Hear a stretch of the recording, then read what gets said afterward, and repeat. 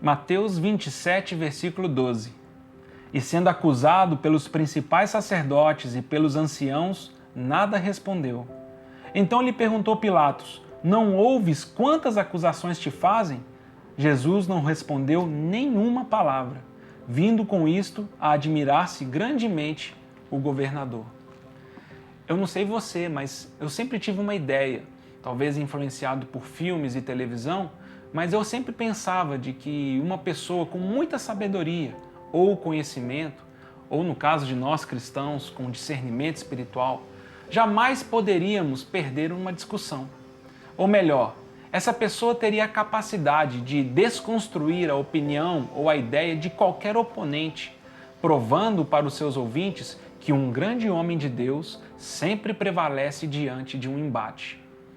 Até que um dia, lendo o livro Ortodoxia, de G.K. Chesterton, ele disse uma coisa muito interessante. Ele observou que se uma pessoa sã discute com um louco, é extremamente provável que tal pessoa leve a pior. Pois, sob muitos aspectos, a mente do louco não se atrapalha com as coisas que acompanham o bom juízo. Ela não tem compromisso com a verdade ou com o bom senso, de modo que a sua abordagem torna-se impossível de ser rebatida por alguém que usa a sanidade como uma bússola moral. É difícil expressar como isso me ajudou. Tais palavras entraram, iluminando muito o meu entendimento e me trouxeram uma profunda e verdadeira libertação. Naquele dia, eu entendi que muitas e muitas vezes, ou se não todas as vezes, em que um piedoso conversar com um ímpio, ele se calará. Isso porque, como servo da luz, ele respeitará o próximo, se recusará a ofendê-lo ou, como é muito comum nas discussões, ele não extrapolará os limites da honra, insinuando mentiras, difamações ou calúnias. Por outro lado, o ímpio, que não teme as consequências das suas palavras, abrirá sua boca propalando arrogâncias, ofensas e ódio. De maneira que hoje eu possa entender melhor o silêncio do nosso Senhor Jesus, quando esteve diante do sumo sacerdote, quando esteve diante de Herodes e de Pilatos. Ao contrário do que o conceito de persuasão terrena pode julgar, o Senhor da Glória, que é o próprio Verbo de Deus, sabia que existem muitas situações que não são resolvidas com palavras. Ao se calar, o Senhor falou muitas coisas. Uma delas é a clara percepção de que as coisas espirituais se discernem espiritualmente e não através da razão humana. Uma das coisas mais terríveis que pode acontecer conosco é pagarmos mal com mal, ofensa por ofensa, calúnia por calúnia, ameaça por ameaça. Quando isso acontece, o mal vence e Satanás alcança o seu propósito de destruir tudo e todos os envolvidos.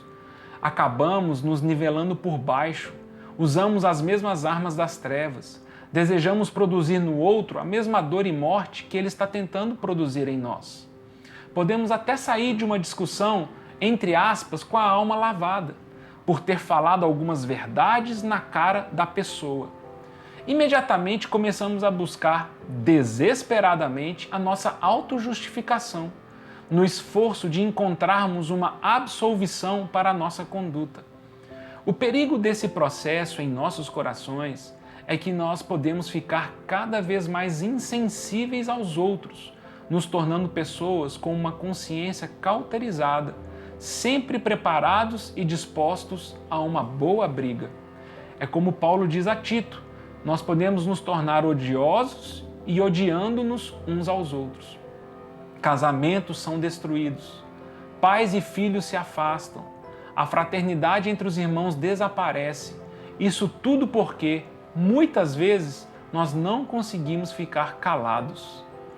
Aparentemente, para os distraídos ou para os de fora, poderá até parecer que você é uma pessoa fraca, mas isso é muito pequeno comparado com a paz interior que o Espírito produz em nós, com a sensação de que o mais importante é testemunhar das coisas santas e do caráter de Deus. Nós precisamos entender que o reino de Deus não se regula nos mesmos termos que o reino dos homens. Então, no reino de Deus, o maior é o menor. Quem tem autoridade é o que serve. O rico é o que se faz pobre. Quem quer preservar a sua vida, perde. E quem decide morrer, vive. Os primeiros serão os últimos, e os últimos serão os primeiros. De maneira que devemos andar de modo digno nessa terra, sob a perspectiva dos valores morais e espirituais do nosso Senhor.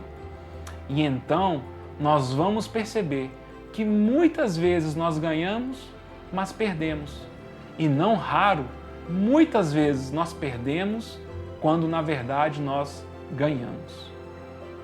Porquanto para isto mesmo fostes chamados, pois que também Cristo sofreu em vosso lugar, deixando-vos exemplo para seguirdes os seus passos, o qual não cometeu pecado, nem dolo algum se achou em sua boca, pois ele, quando ultrajado, não revidava com ultraje, quando maltratado, não fazia ameaças, mas entregava-se àquele que julga retamente todas as coisas.